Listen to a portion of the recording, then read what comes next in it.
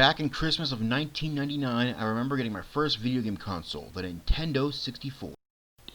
The first two games I got for the system were Super Mario 64 and Rayman 2: The Great Escape. Rayman 2 has a fascinating development history. It started as a 2D platformer for the original PlayStation, however over time the developers over at Ubisoft decided that it would be better off as a 3D game.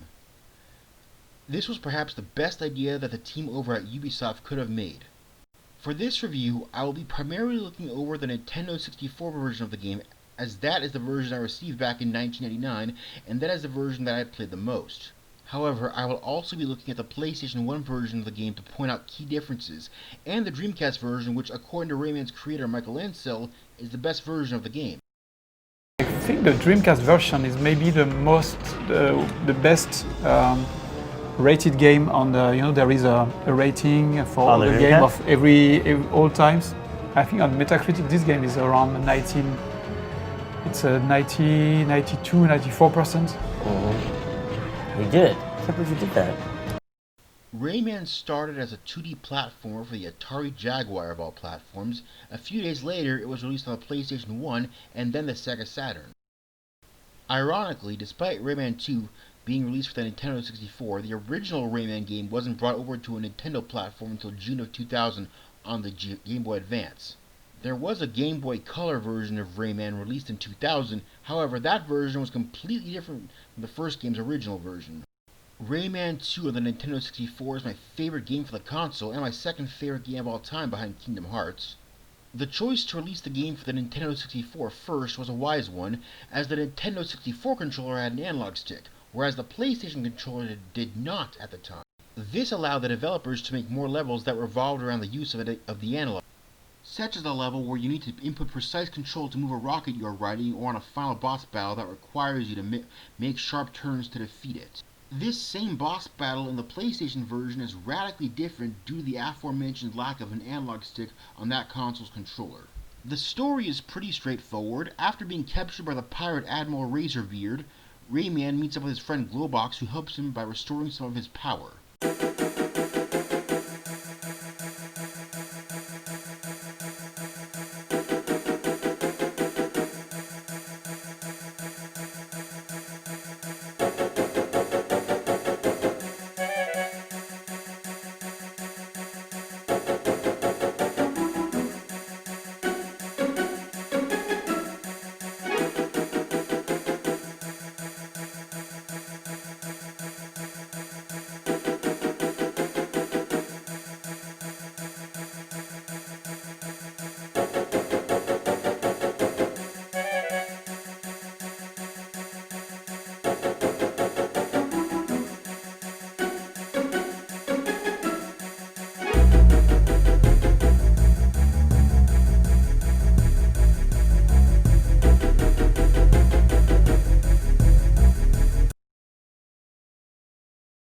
From here, Rayman escapes the pirate ship and manages to get to safety, only to be told that the only way to stop the pirates for good is to help Palookas, the spirit of the world. It's pretty entertaining and straightforward stuff for a kid's game, though unlike Mario 64, the story managed to keep me entertained for its entire length, as well as offer some unique somber moments that most kids' games at the time just didn't have.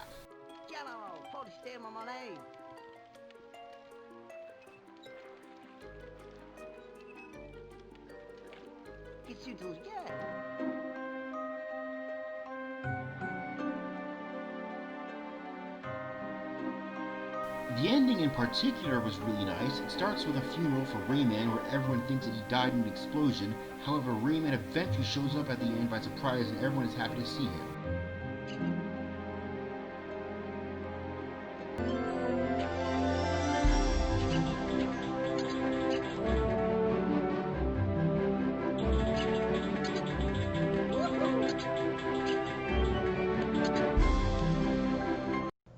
Also, unlike Mario 64, Rayman 2 has an excellent camera control system. This is a third-person platformer game after all, so being able to control the camera is very important.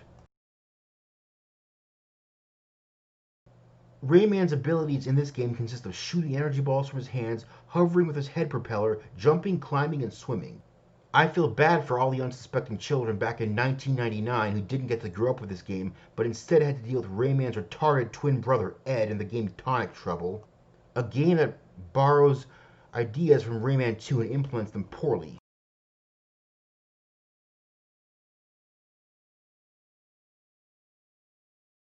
Surprisingly, there was a lot of replay value in this game. From the mini-games that you can unlock to the 2D platformer beta version of this game, collecting Lums is pivotal to unlocking everything. Everything from boosting Rayman's base health to unlocking extra goodies all depends on how many Lums you collect. The 2D platformer beta was unlocked in the PlayStation 1 version of the game after you collected 90% of the game's Lums. I can imagine completionists back in 1999 having a hell of a time trying to get all 1,000 Lums with an undeveloped internet and without a strategy guide, let alone a 6-year-old child. Especially considering how well hidden the 1,000th Lum is on the Nintendo 64 version. Only the most die-hard of platforming fans back in the day who scoured through the entire game would even hope to have been able to find it. As I mentioned, there are significant differences between the various versions of the game. The Nintendo 64 version had 1,000 Lums to collect. In contrast, the PlayStation 1 version had only 800, since that version had to cut and alter many levels due to the PlayStation controller having a radically different control scheme that the developers had to build the game around. Also, the charming gibberish or Raymanian dialogue from the Nintendo 64 version has been replaced with a really bad English dub on the PlayStation version. Rayman? Glowbox! My friend! Are you okay, Rayman?